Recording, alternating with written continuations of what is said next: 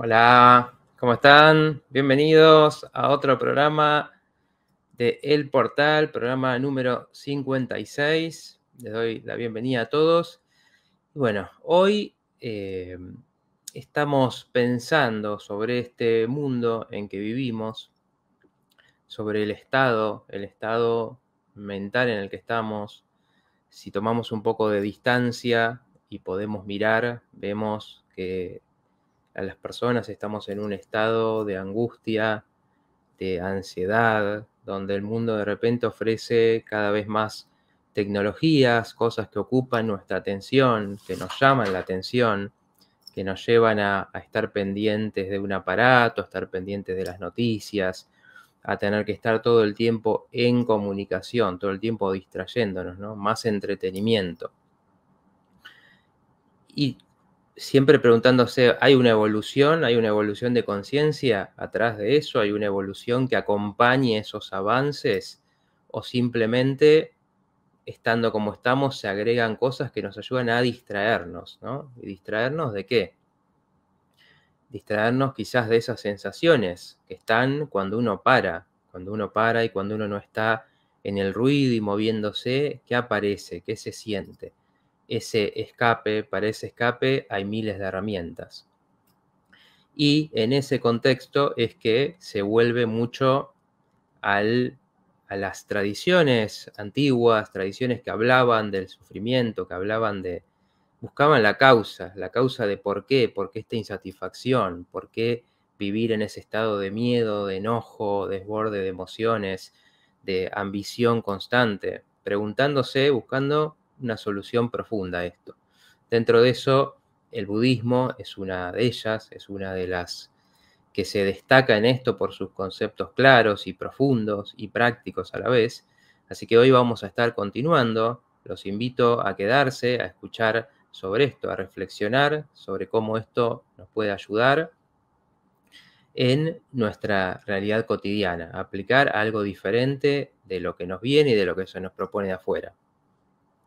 Así que, bueno, les doy la bienvenida a este programa de El Portal, segunda parte, donde estamos continuando este tema que hablamos la vez pasada, que hicimos una introducción contando un poco la historia de Buda, la historia mitológica de Buda, ¿no? De su despertar, de su iluminación, como una historia que nos habla un poco em, de que puede llevar a una persona a hacerse esas preguntas, ¿no? Sobre la vida, sobre por qué se sufre, sobre cuál es el camino hacia la felicidad. Así que, bueno, primero que nada los voy saludando, ahora sí, después de un poco esta introducción, para que sepan el tema, para que se queden los que están. Les doy la bienvenida. Cuéntenme quién anda por ahí. Hola Alejandra, ahí veo tu saludo. Cuéntenme los que están por ahí, los que están mirando, ya saben, a los habituales de siempre, saluden, cuéntenme que están por ahí. La semana pasada no tuvimos programa porque, bueno, nos cayó un feriado, así que nos tomamos ese día para preparar todo lo que viene, porque, bueno, estamos con muchos proyectos y muchas cosas por venir, así que estuvimos haciendo eso y, bueno, hoy retornamos. La verdad que una alegría reencontrarme con ustedes porque se siente la falta ese miércoles. Así que los extrañé, como les decía ahí en un videito que los dejé. Hola Jessica, ¿cómo estás? Bueno, dice Solcito, la querida comunidad de Quinta Dimensión Online. A los de siempre, gracias por acompañarnos. A ver, voy a dejar un mensajito. Un segundito.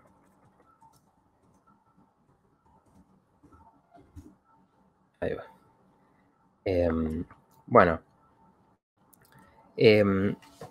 Esto, ¿no? Bueno, a ver, ahí están entrando los saludos, así los voy saludando. Como saben, este programa es en directo y se hace con ustedes y gracias a ustedes. Hola María Rosa, hola Beatriz, hola Marcos, saludos desde Córdoba Capital, bueno, saludos a Córdoba. Hola Luisa,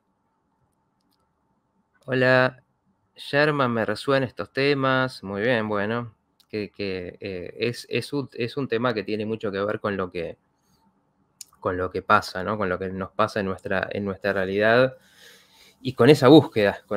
Seguramente que los que están acá viendo los distintos programas, viendo este programa, están en esa búsqueda, que es un camino, ¿no? Es un camino, nunca es algo que ya está, que encontramos una solución, o por lo menos esa es mi perspectiva. Incluso creo que perdería sentido, ¿no? Si tuviéramos ya una solución. Es un camino de encontrar y de enriquecerse en el medio de eso.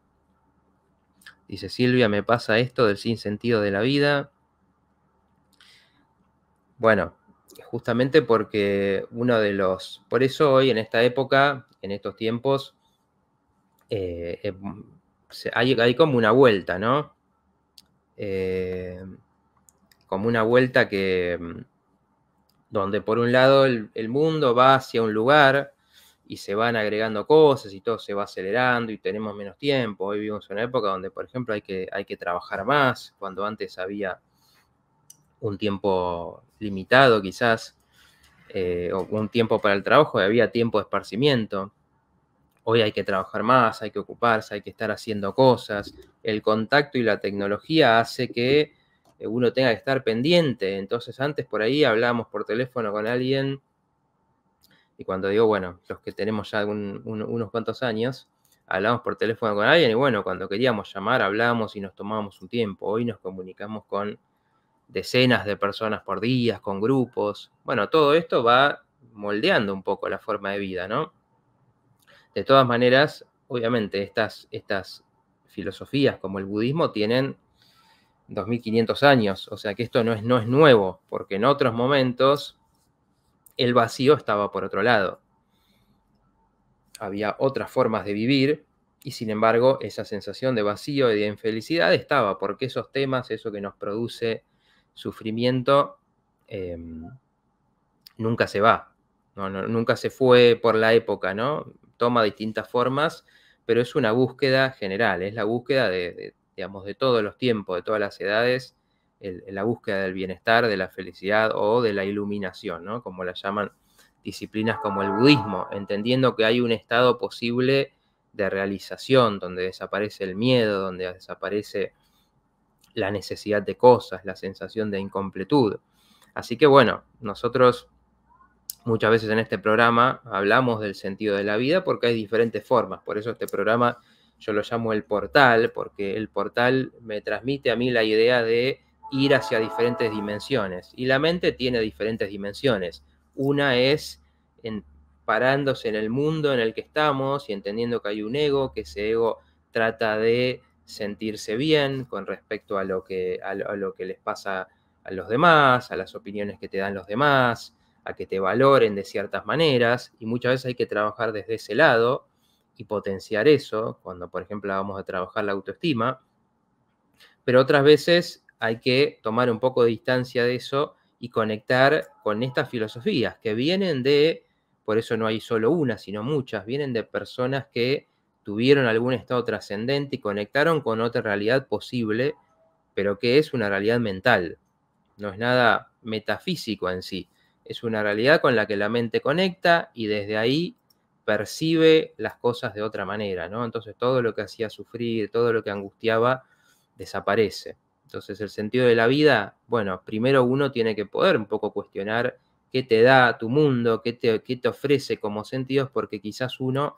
estuvo muy tomado por eso, por las ideas de la familia, por las ideas de la cultura, de qué es lo que hay que hacer, y no se hace un recorrido personal. Por eso estas búsquedas donde reaparecen estas ideas milenarias para, obviamente, combinarse con la vida actual. Hoy en día, si bien obviamente siguen existiendo, los budistas no están en su mayoría en monjes, monasterios recluidos o meditando en medio del bosque, sino que hacen su práctica dentro de nuestro mundo, ¿no? Hacen trabajos como cualquier otro y hacen esa práctica entendiendo que ahí hay una forma de combatir el sufrimiento, de estar en un camino.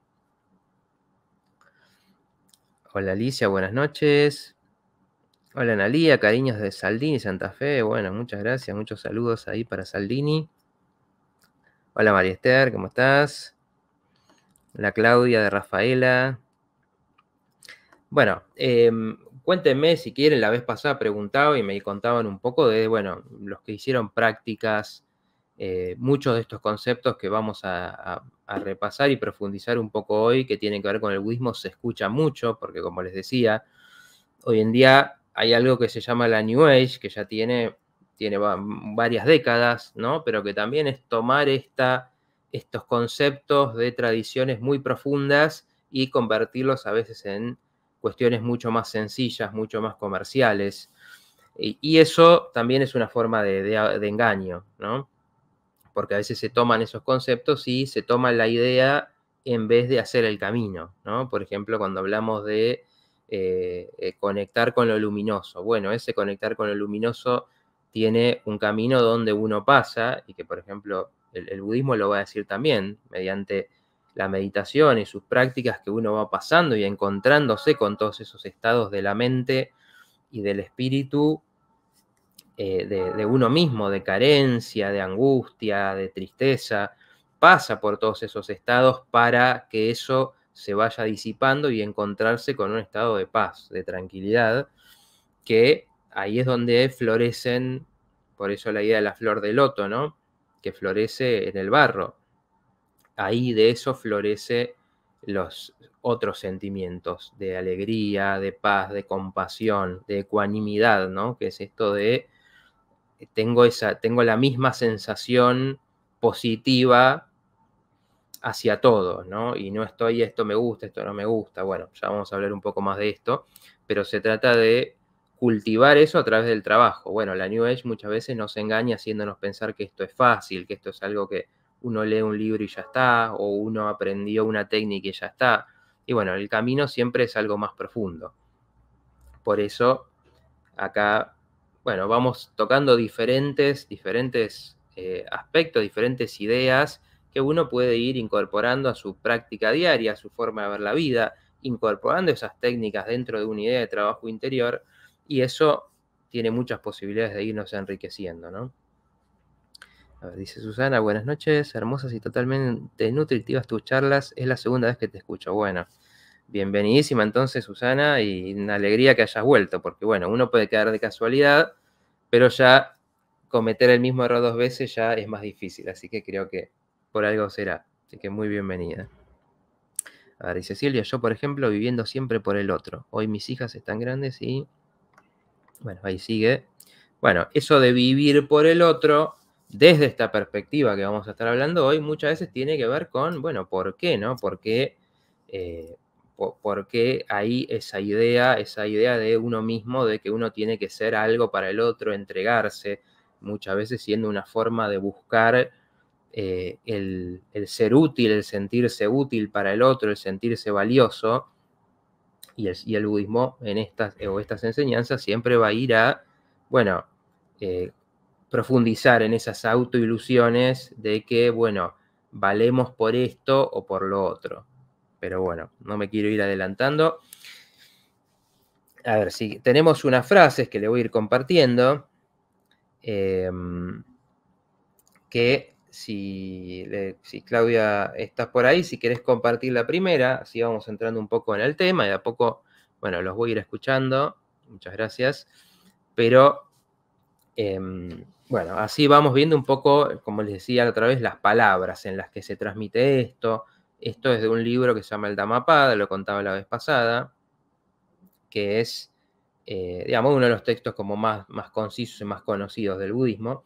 Bueno, la primera frase dice, todos los estados encuentran su origen en la mente. La mente es su fundamento y son creaciones de la mente. Si uno habla o actúa con un pensamiento impuro, entonces el sufrimiento le sigue de la misma manera que la rueda sigue la pezuña del buey. Con esto nos damos un poco cuenta también de la época, ¿no? Estos ejemplos de la época, así como hoy estamos hablando de cómo la desesperación se nos refleja en todos estos estímulos, bueno, ver cómo esto estaba. Y acá, bueno, ¿qué es la pezuña y el carro? Bueno, es el buey tirando un carro, ¿no? Y diciendo, si nosotros tenemos un pensamiento negativo, impuro en este caso, impuro, al menos como yo lo entiendo, no se trata de el rechazo hacia ciertos tipos de pensamientos, sino entender que también, según esta filosofía, todo lo que nosotros pensamos tiene su consecuencia, ¿no? Por ejemplo, uno puede decir algo históricamente rechazado y que en las disciplinas espirituales cuesta mucho, es, por ejemplo, el deseo sexual. Entonces, la idea de la atracción. Bueno, todo tiene su correlato. Entonces, la atracción en sí, el interés por el otro, el que algo te guste, el querer estar con el otro, no, no es ningún problema. Y de hecho, incluso hay corrientes del budismo que lo integran muy bien esto, digamos que tienen que ver más con lo tántrico. Pero si eso, por ejemplo, es algo que está obsesivamente en la mente de uno, bueno, lo que va a traer es eso. Uno va a estar pensando todo el tiempo en lo sexual y eso va a llevar a que no te puedas concentrar en otras cosas, a que por ahí no puedas valorar una relación que tiene otros aspectos porque solo estás necesitando esa parte, que es algo que lleva muy a lo inmediato, que es diferente de, por ejemplo, el disfrutar la conexión con el otro, el conectarse en todos los sentidos, ¿no? Emotivamente, energéticamente. Entonces todo tiene su correlato, ¿no? El bueno y malo lo ponemos nosotros, pero si uno hace eso, eso va a venir con otras cosas. Lo mismo que, bueno, tomando un poco esto que decía Silvia, vivimos por el otro, bueno, entonces toda nuestra vida se empieza a moldear en qué necesita otro. Y entonces yo tengo que hacer por el otro. Bueno, así se ve la vida. Entonces, por ejemplo, no se ve las necesidades de uno mismo, no se ve cuando hay que poner límites con los demás. Entonces, todo te configura. Esta idea de que todo empieza en la mente es la base, porque es entender que lo que nos esté pasando está en nuestra mente. Si querés, Claudio, ya se puede sacar esta frase, después te aviso para la siguiente. Muchas gracias. ¿Qué quiere decir esto, no? Esta idea que está en el Kybalión también, ¿no? Las cosas que nos pasan, y esto también es algo importante según el budismo, las cosas que nos pasan son, bien, son hechos, son eventos, pero la carga que le ponemos es mental, no está en el hecho en sí. Por ejemplo, se me ocurre ahora, cuando uno iba a la escuela, para una persona que le pongan una nota, una mala nota, fíjense cómo se llama, ¿no? Un 4, supongamos, un 4 o un 3, o quizás ni siquiera, ¿no? Un 6, vamos a decir. Para una persona eso puede ser, bueno, bien, lo que me importaba era probar y está contento con eso. Ahora esa misma nota para otro puede ser una desgracia porque tiene que ser un alumno de 10 y porque se presiona y porque los padres lo valoran por eso o porque en la escuela lo valoran por eso y entonces de repente ese mismo 6 es una tragedia. Y estamos hablando, ni siquiera estoy hablando de cosas fuertes de que pueden pasar en la vida, ¿no? Sino de cosas muy cotidianas que todas las hemos vivido. Entonces, ¿qué te está diciendo eso? El hecho es una cosa. Ahora, la carga, el sufrimiento que se le pone, lo trae la mente. Lo genera la mente, lo que esté, el condicionamiento que tenga cada uno para valorar las cosas de cierta manera. Entonces, por eso esa es como la enseñanza básica, porque cuando uno entiende eso, entiende que la situación de cada uno es su propio teatro. Entonces, si estamos sufriendo, hay que ver qué es lo que hay en nosotros que nos está haciendo que esa situación sea de sufrimiento, qué es lo que nos está faltando como para que sintamos que esto está mal o que algo que pasó es terrible o que dependamos de tal o cual cosa. A ver, dice Susana, me ayudó mucho terapia dialéctica conductual, fantástica. Muy bien. Bueno, entonces, basándose en eso, obviamente, si entendemos que el sufrimiento surge de la propia mente y de que la mente no se puede escapar. Y ese es un gran problema que nos encontramos las personas. Todo el tiempo buscamos escaparnos de lo que sentimos, buscamos escaparnos de lo que no nos gusta. Entonces, si, no sé, en un lugar vamos y sentimos que no caemos bien, nos queremos escapar de ahí. si nos pasó algo negativo, nos queremos escapar distrayéndonos, no hablando de eso. Bueno, ¿y eso qué significa? Obviamente estamos tratando de no pensar, de no sentir, de no conectar todo lo que nos trae esa situación. Pero el tema es que, justamente, de la mente de uno no se puede escapar. La mente te sigue a donde estés. Entonces, estés en cualquier parte, te vayas de viaje, cambies de barrio, te cambies de grupo de personas, tu mente te acompaña, sigue con vos. Entonces, si uno no cambia eso, por ejemplo, en ese ejemplo que daba, confrontarse uno mismo con, bueno, ¿por qué? ¿Por qué será que caí mal ahí? ¿Qué habré hecho? ¿Habrán sido actitudes mías? ¿Habrá sido una forma de ser? ¿Algo que hice? ¿El tipo de lugar? Y entonces conectarse con eso y ver qué uno puede hacer afrontando eso que a uno le pasa, bueno, nos escapamos de las situaciones. Y justamente, como de la mente no se puede escapar, primero hay que entender eso. Por eso después vamos a ver que, por ejemplo, los mecanismos de defensa, que hemos hablado mucho acá, que son, digamos, uno de los grandes descubrimientos en claridad de la psicología, del psicoanálisis, nos dicen eso, ¿qué hacemos para alejarnos de nuestra experiencia? Entonces, por ejemplo, negar es hago que algo no existe, me convenzo que algo no existe.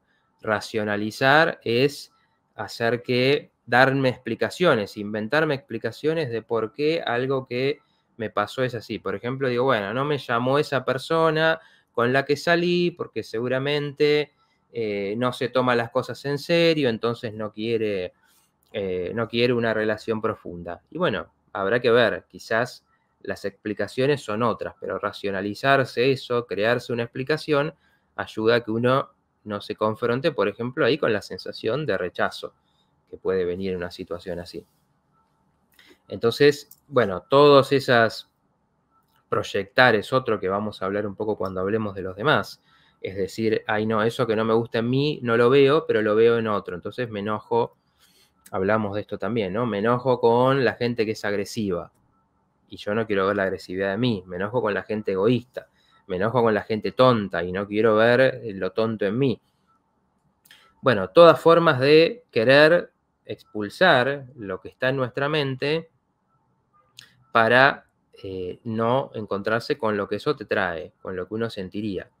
Bueno, el budismo obviamente no va por ese lado de la psicología, pongo esto para entender cómo lo mismo se puede tratar de distintas maneras, porque en la psicología tradicionalmente se va a intentar, bueno, clarificar que uno usa ese método, por ejemplo, y, bueno, dar espacio a que uno se encuentre con esos sentimientos, por qué duelen tanto, encontrar razones.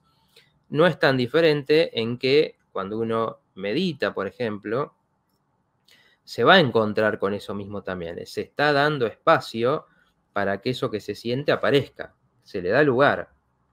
Y entonces es por eso que al no escaparse, se empieza a ver y se empieza a ver este ciclo de, bueno, cómo las ideas van y vienen, cómo los sentimientos van y vienen, que esa es otra parte, ¿no? El budismo va a decir también que todo es impermanente. Entonces, cuando yo creo que un estado va a estar siempre, nunca se va a ir y me desespero por eso, bueno, te enseña que poniendo atención, trabajando ese estado de presencia, esos estados van mutando, cambiando, se transforman en otros. Entonces, nada es tan permanente como queremos creer, nos da miedo. Entonces, bueno, un poco entender eso. Cuando uno entiende que es la mente de uno, se pone a trabajar en eso, ¿no? Y se da cuenta que es un poco el hacete cargo, ¿no? Ponerse a trabajar en, bueno, soy yo el que tengo que cambiar estas formas, esta forma de pensar, cómo me tomo las cosas que me da miedo, las cosas que rechazo, las cosas de las que me escapo, y no buscar afuera las soluciones, porque las soluciones de afuera siempre son un poco dependientes de que algo aparezca. En cambio, lo que uno cambia en uno, bueno, nos lo llevamos y nos lo quedamos siempre. Bueno, voy a hacer un pequeño intervalo para contar que no lo dije todavía, que bueno, ahí tienen mis redes, donde me pueden seguir en el canal de YouTube Psicología de Otra Dimensión, donde están todos los programas.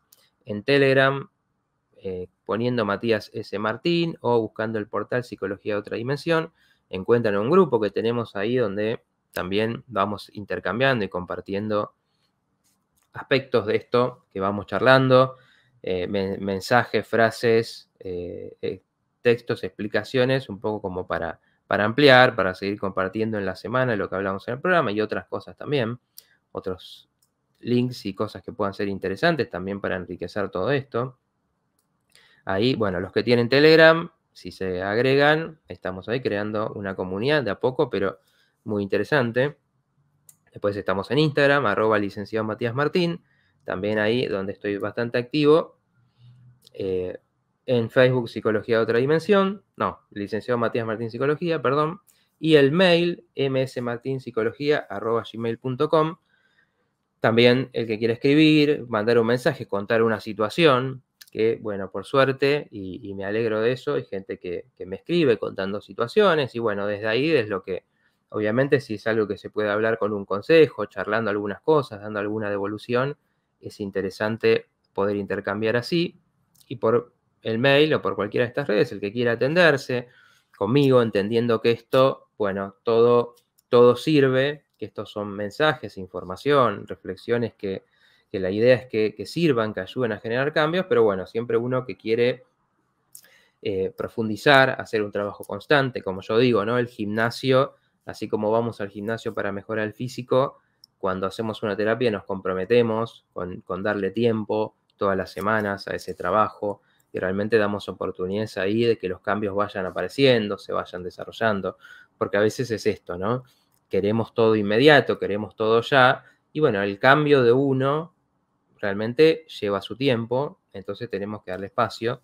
Bueno, eso es un poco lo que va pasando en una terapia, si bien hay cambios que a veces son muy rápidos y muy espectaculares, después, bueno, van surgiendo las cosas, uno se puede proponer cosas nuevas, cosas que antes quizás nunca se propuso, que tienen que ver con encontrar estas cosas, encontrar un rumbo propio, encontrar por qué estamos en los problemas que estamos.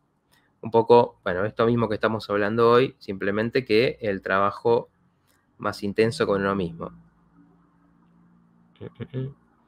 Es observación en mis emociones, dice German. Bueno, claro, estamos hablando un poco, sí, creo que estás tomando un poco esto de la atención, ¿no?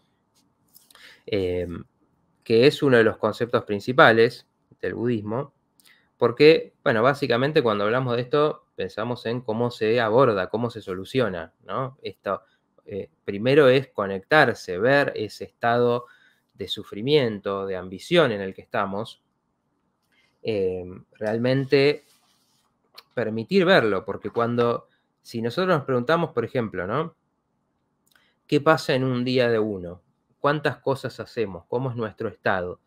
Esto no depende de tener grandes problemas o pequeños problemas, sino de cómo es nuestro estar. Y en general vamos a encontrar que estamos haciendo cosas, quizás más de una cosa a la vez, estamos en un lugar y estamos pensando en otra cosa, hacemos las cosas apurados, acelerados, como si tuviéramos todo el tiempo que llegar a algún lugar, ¿no? Y en general eso es la ilusión. El budismo habla mucho también de este estado de engaño, de ilusión.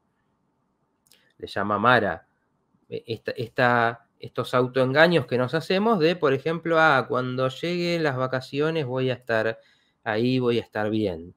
Cuando termine esto que me está pasando, ahí voy a estar bien. Cuando llegue el fin de semana, o cuando llegue el fin del día, o cuando tenga plata, o cuando haya terminado de estudiar esto que estoy haciendo, o cuando consiga este trabajo. Son diferentes ilusiones. ¿Por qué? No porque no haya que proponerse esas cosas. De hecho, el budismo, si bien enfoca en los problemas del deseo, lo importante es poder, si bien uno va haciendo para hacer cosas, para lograr cosas.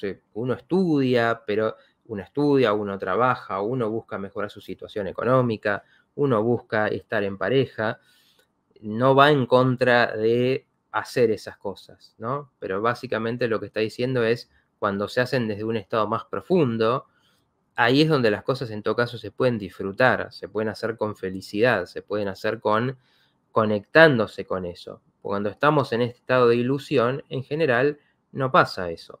Estamos esperando que llegue algo y cuando eso llega lo vivimos con tanta ansiedad que al final no lo disfrutamos y enseguida terminó y uy, otra vez tenemos que volver a lo cotidiano, a lo que no me gusta. Entonces ese es el estado de sufrimiento, siempre poniéndose ilusiones a futuro de algo que te va a hacer bien, algo que te va a dar esa alegría que no tenías y al final eso muchas veces incluso genera estados momentáneos, ¿no? Sentirse un poco mejor, alegrarse cuando me compré algo, pasarla bien en un viaje, y todo eso está muy bien. Pero, por ejemplo, cuando estamos ahí, estamos de viaje y estamos sacando fotos, estamos filmando y estamos pensando más en subir algo a las redes sociales que en estar ahí y estar en el momento, conectarse con ese momento. Bueno, eso tiene que ver con que es la mente tratando de aferrarse a ese momento, tratando de decir, a ver qué me guardo de esto, en vez de decir, bueno, estoy acá, es este momento. Esto después terminará y tendré que estar presente también en el momento que sigue. A ver, dice Rodrigo, ¿cómo estás? Gracias a Dios me siento muy bien y siento que lo hago bien. Cuando cumplo una meta, por así decirlo, primero hay que escuchar al corazón. Exacto, el estado de presencia, la desilusión de la ilusión, dice Sherman. Claro, esto escuchar al corazón creo que tiene, si nos conectamos realmente con lo que significa eso, es cuando uno hace algo por vocación, porque realmente hay algo que te lleva hacia eso. En general en eso lo haces con disfrute, lo haces con menos preocupación. Realmente pasás bien eso, ¿no? Pero en general, incluso estos estados de la mente pueden empañar esas cosas que uno hace por gusto, pero la preocupación, el miedo, hacen que se pierda esa conexión con eso que uno está haciendo y al final se sufre, es terminarlo, a ver cuándo lo termino, a ver cómo me salió, a ver qué piensan los demás. Entonces, cuando uno hace el corazón, en general logró un poco que todo esto, ¿no? Por eso decimos, bueno, no preocuparnos tanto por lo que piensen los otros, no preocuparnos tanto por lo que va a venir, por los resultados, ¿no? Ese trabajo que se hace, eso que se dice tanto, tiene que ver con eso, con que si uno está pensando, bueno, a ver cómo me va a salir esto, cómo lo voy a evaluar después, cómo lo van a evaluar otros, obviamente lo vivís con ansiedad, con tensión y nunca se puede llegar a realmente a estar en el momento. A ver, dice Solcito, pusieron un meme en el Instagram de Quinta Dimensión Online que es sobre el cuando sea, pero a la inversa, cuando era. Puede entrar a verlo y paso a sumarse a la comunidad. Uy, bueno, no lo vi, así que no lo puedo describir. Este se me pasó. Así que, bueno, a ver, que Claudia, si querés, podemos pasar a otra frase que tiene que ver con esto del yo ilusorio que estamos hablando, así un poco complementamos con esta idea. Cuando decimos el yo ilusorio, una de las principales enseñanzas del budismo, muchas gracias Claudia, es que es esto de que nuestra idea de nosotros mismos es una ilusión construida. Esto también lo entiende la psicología, aunque, bueno, lo toma de otra manera, ya hablaremos un poco de eso quizás, pero ¿qué es esta idea de nosotros mismos, ¿no? ¿Cómo es que, cómo nos vemos? Bueno, en general cuando uno se tiene que describir, se va a describir en qué, y de lo que trabajo, de dónde soy, qué me gusta, en todo caso, cosas de mi historia, y todo eso es como cosas que tomamos y hacemos un collage, y esa es la idea de nosotros mismos, ¿no? Yo soy de este barrio, tengo tal edad, me gusta tal cosa, ¿no? Y por eso esto de la identificación, del apego, por eso es algo que es tan fuerte en las personas, que es tan fuerte en nosotros decir, yo soy de esto, yo soy de este partido político, yo soy de este club, que yo soy fan de porque eso nos da una sensación de identidad, sensación de ser algo. Y eso, si bien relativamente es necesario, cuando lo vemos de esta perspectiva es entender qué es lo que realmente somos. Porque ¿qué pasa? A los 17 años éramos fanáticos de una cosa y ahora por ahí somos fanáticos de otra, o nos gusta otra, o pensamos exactamente lo contrario. En una época hablábamos de una manera, por ejemplo, las personas que se mudan de país y hablaban con un acento y por ahí se mudaron a otro país y les cambia el acento. Hay otros que no, como Ana Má Ferreira, que está hace 1000 años acá en Argentina y habla todavía en portuñol, pero muchas veces se va cambiando y se cambian las expresiones. Entonces yo no soy las expresiones, mi forma de hablar, no soy el país donde nací, porque puedo vivir a otro lado y identificarme con otra cultura, puedo nacionalizarme en otra nacionalidad también. Entonces, uno va viendo que eso simplemente son cosas mutables. De nuevo, perdón, esta idea de lo impermanente, ¿no? Que lo explicaba más la otra vez, de entender que lo único constante es el cambio, que todo tiene un tiempo, más largo, más corto, pero va cambiando las cosas. Incluso una montaña en algún momento se va horadando y termina desapareciendo, ¿no? Entonces, el yo está construido de esas cosas. ¿Qué opinan de mí? Y bueno, si antes no sabía algo y después lo aprendí, por ahí ahora me consideran bueno, antes no. O por ahí hacía algo muy bien, al revés, como un músico que tiene una banda y de repente cuando dicen, bueno, ya esa banda ya no saca buenos temas, se le acabaron las ideas, entonces ya no es más bueno, ya él no es más el buen músico que era, ya no era el admirado que era, el famoso, su fama se pierde con la edad, con el tiempo. No sé, por ahí teníamos un carácter muy activo y con el tiempo nos vamos tranquilizando, vamos haciendo las cosas con más calma, reflexionando más. Entonces, ¿qué es el yo? ¿Qué caracteriza al yo de cada uno? Bueno, es una construcción, es una ilusión, dice el budismo. Es algo que nos vemos a nosotros mismos, pero el ver que eso es mutable es el comienzo, o es una es el comienzo porque es algo que uno puede ver meditando, prestando atención a cómo esto va cambiando, o mismo también con esta cultura del resultado. Hice algo bien y soy el mejor, y de repente hice algo mal y soy el peor, y entonces, ¿qué pasó? ¿Qué soy realmente? Bueno, cuando uno presta atención y cuando uno está en el estado meditativo, empieza a profundizar en eso y ver cómo eso no se sostiene. Como van apareciendo ideas y la preocupación, uy, el otro día que me criticaron esto y no, ¿y cómo hago? ¿Cómo hago para cambiarlo? ¿Cómo hago para mostrarle que no tiene razón? Y se ve que eso va pasando y deja lugar a otra cosa, a otro pensamiento. Entonces va enseñando en la práctica, por eso decía la vez pasada, y obviamente aprender algo de meditación, 5 minutos donde uno se conecte con la respiración para conocer ese estado, realmente es importantísimo y es algo que hace diferencia. Entonces, bueno, un poco esta frase que tiene que ver con esto, que dice, un necio consciente de su necedad es por tal razón un hombre sabio, pero el necio que piensa que es un sabio es verdaderamente un necio. Bueno, esto tiene que ver con las ilusiones del yo.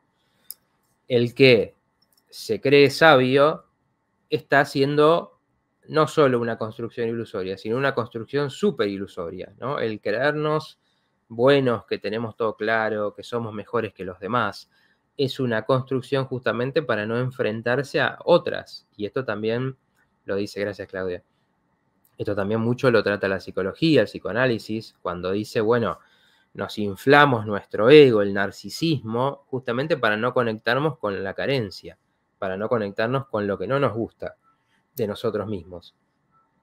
Ahora, el budismo dice acá, está diciendo acá esta frase de Buda, bueno, el que se cree que sabe todo es un necio. Ahora, el que sabe que es un necio, que quiere decir, y yo sé todo lo que no sé lo que no entiendo, sé lo que a veces no hago bien. Bueno, ese tiene sabiduría, porque sabe de su incompletud, sabe de todo lo que tiene por aprender, sabe que esa idea de tener todo es una construcción y es una ilusión, y entonces que no hay que pegarse, engancharse a eso.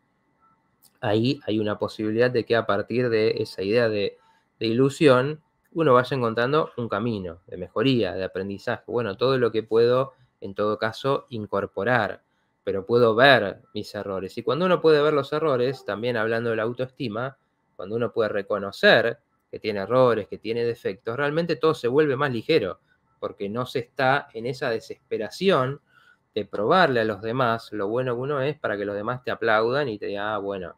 Entonces uno dice, ay, sí, como me reconocen, entonces soy bueno. Todo el tiempo tenemos que estar luchando con esto porque el ego trata de aferrarse a esas ideas y ahí es que está todo el tiempo en búsqueda de aprobación, en todo lo que hacemos, y cuando estamos en búsqueda de aprobación es que nada sale espontáneo, ¿no? Todo sale difícil, esforzado, porque estamos pensando en el resultado, ¿no? Y no realmente en eso, en expresarnos en todo caso, en manifestar algo que queremos hacer, una energía. Dice Rodrigo, muy buena frase, yo soy tal y trabajo, soy tal y trabajo de tal, y si no tenés nada no sos nadie, y en verdad nos valoramos ya por lo que somos. Exacto, ahí por esto es que, conectado con esto, y esto lo van a ver y obviamente lo aclaro varias veces, ¿no? Este programa no es una propaganda del budismo para que uno vaya y se haga budista, ¿no? El que es budista y hace una práctica, obviamente profundizará en estas cosas. Pero desde acá todos, desde nuestro lugar, desde nuestras ideas, podemos aprender de esto, tomar cosas. Entonces, ¿por qué el monje se pela? ¿Por qué el monje va con una túnica? Porque a un monje o un budista practicante no lo vamos a ver lleno de joyas o en un auto deportivo de cientos de miles de dólares o sacándose fotos con la playa paradisíaca atrás.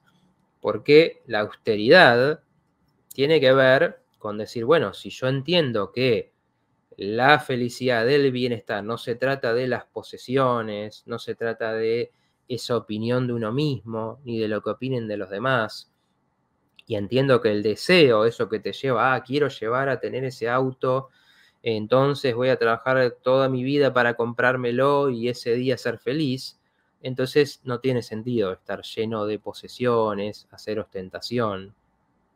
Es algo que de por sí solo se cultiva un camino y esto cada uno lo puede hacer en su vida pensando en cuáles son mis objetivos, hacia qué voy, qué quiero tener. O sea, quiero tener cosas o quiero ser, o quiero llegar a una sensación, en todo caso, que no dependa tanto de la opinión de otros, que no dependa tanto de lo que tengo y de que los demás te van a ver con tal auto y van a decir, wow, qué exitoso, ¿no? Te van a ver con un traje caro, con un vestido caro y van a decir, wow, esa persona, qué bien le va, qué admirable, quiero ser como ella. Si dependemos de eso, estamos atados a lo otro, que bueno, ya va a aparecer creo en alguna frase de las que tenemos, pero si yo estoy atado a ese deseo, cuando se me da, creo que soy feliz. Ahora, si no se me da, si trabajé, ahorré para el auto y de repente tuve que usar esa plata para otra cosa, para arreglar la casa porque se me inundó, entonces de repente ya la vida perdió sentido. ¿Por qué? Porque dependía del deseo.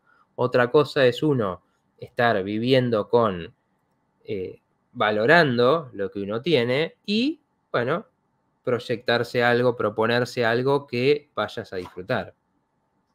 Entonces, bueno, ahora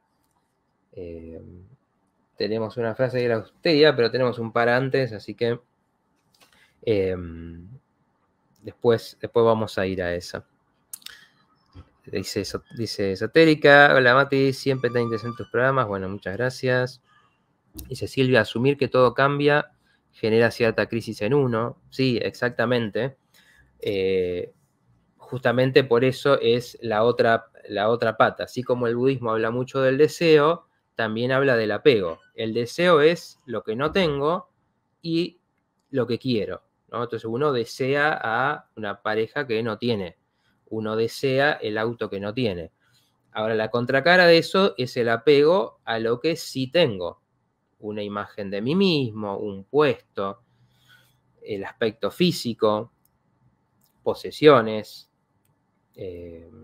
personas, relaciones. Y obviamente la enseñanza de la impermanencia te lleva a entender que todo eso cambia, todo eso va mutando. Entonces, ¿qué nos pasa? Por ejemplo, ¿por qué en nuestra cultura es tan difícil el paso del tiempo? Porque el paso del tiempo trae esas cosas. Mi apariencia física va cambiando. Entonces, si yo me aferraba a una imagen que tenía, porque tenía cierta edad, ¿qué pasa cuando tengo otra edad y mi imagen es diferente? Entonces ya no sirvo, entro en crisis, porque entonces todo por lo que me valía, todo lo que pensaba que era el mundo, desapareció. Y esto lo vemos en esa desesperación por la imagen, los tratamientos estéticos. Lo mismo con la potencia, que por ahí es algo que afecta más a los hombres, la potencia, la energía que tenía, la destreza física. Bueno, eso va a cambiar. Imposible, uno se puede mantener bien, puede cuidarse, pero no va a ser la misma a los 20 años que a los 70. Es imposible que sea así. Entonces, ¿qué pasa con ese cambio? ¿Qué pasa con las relaciones? Cuando esto lo hablamos mucho cuando decimos, bueno, la vida es en muchos sentidos, es esta lucha, esta tensión entre conservar lo que tenemos e ir hacia lo nuevo. Entonces, como siempre digo, llegaba un momento en que uno vivía con la familia y podía estar muy seguro, muy contento ahí, y de repente uno dice, bueno, quiero irme a vivir a otro lado. O vivimos en un lugar donde estamos llenos, digamos, rodeados de nuestra gente querida, y nos aparece una posibilidad de trabajo, de vivir en otro lado. Bueno, tenemos que elegir entre conservar lo que tenemos y ir hacia algo nuevo. Bueno, siempre estamos en esa tensión. Y la idea del cambio, de la impermanencia, trae esto.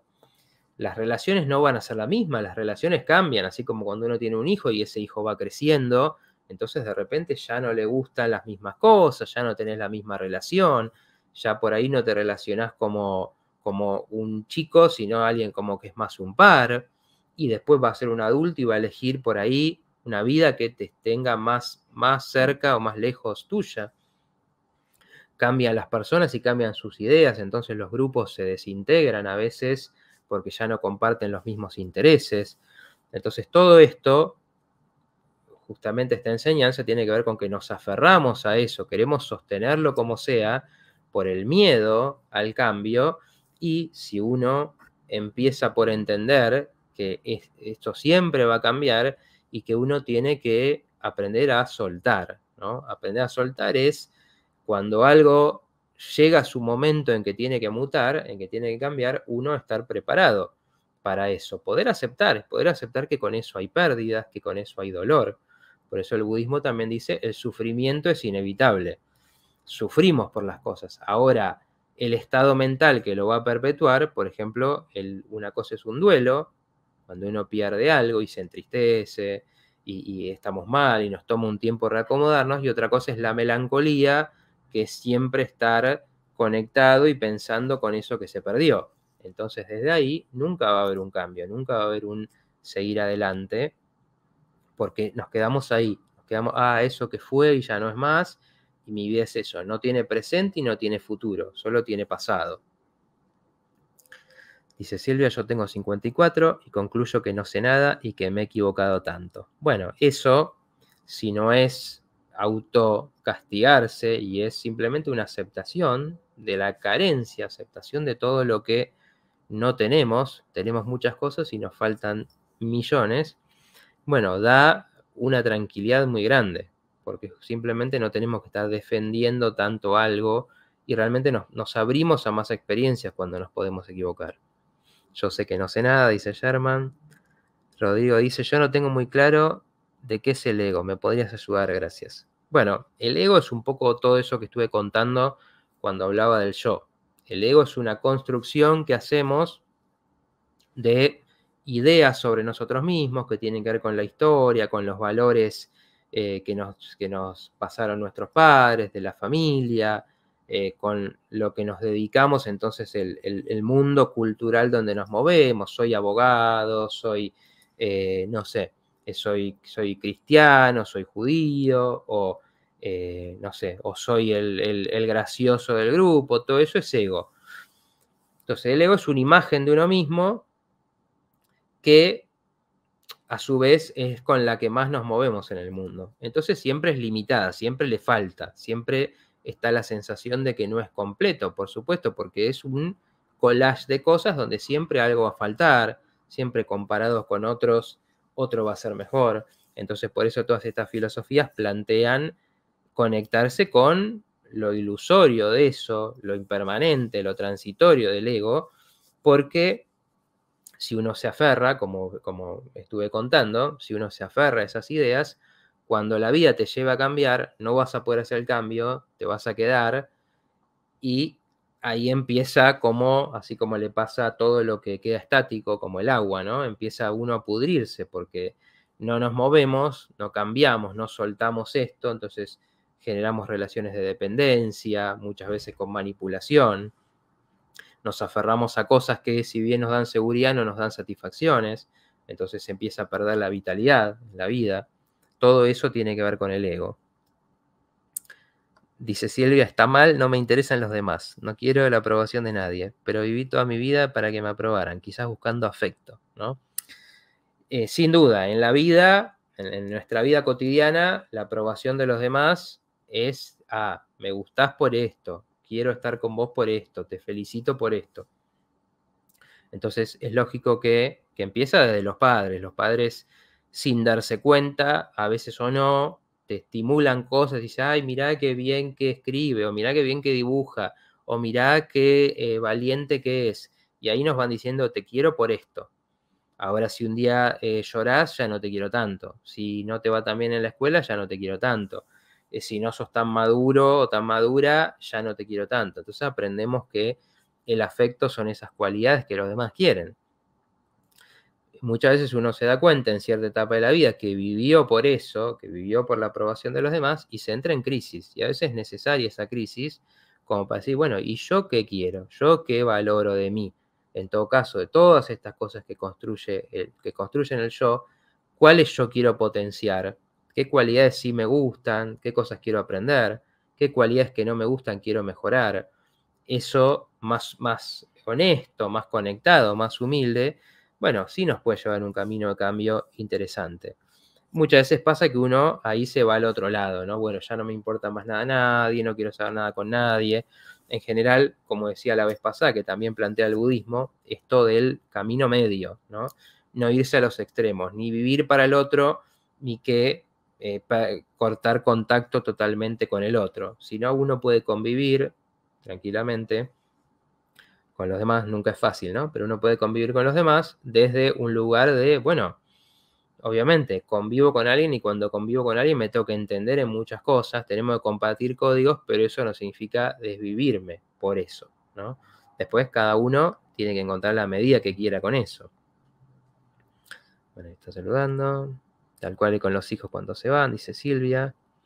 Dice Brenda, en este instante todo es perfecto tal y como es. Bueno, eso es un lindo resumen a todo esto, que ya nos va quedando poco tiempo.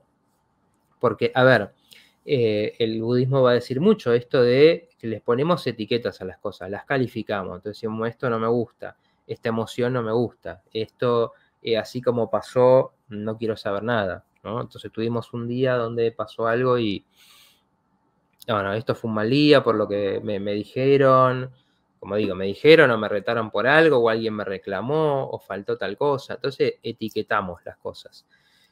El conectarse realmente a esa vivencia obviamente es muy difícil, pero, por ejemplo, algunas técnicas que yo creo que son practicables para vivenciar esto, es hacer las cosas algo conscientemente, consciente de las sensaciones, ¿no? Como por ejemplo lo dice Eckhart Tolle en su libro El poder de la hora, que habla mucho de eso. Bueno, uno puede estar lavando los platos con presencia, escuchando el ruido, sintiendo las sensaciones, prestando atención a la propia respiración. En ese sentido, el momento es perfecto, porque el que algo lo rechacemos o no lo rechacemos no cambia nada, no hace que ese momento, que eso sea mejor. Lo que nos hace es a nosotros estar queriendo escaparnos de ciertas experiencias, y como uno dice, bueno, no voy a ir a tal lugar porque no quiero ver a tal persona. Bueno, está en tu mente eso, que esa persona te genera ciertas reacciones y entonces tu vida está condicionada porque tenés que estar esquivando a esa persona en vez de ir y estar en el momento que seguramente va a ofrecer muchas otras cosas. Tiene que ver con eso, y cuando uno lo puede conectar prácticamente, ve que realmente cuando aparece esa sensación de presencia, aparecen esas sensaciones.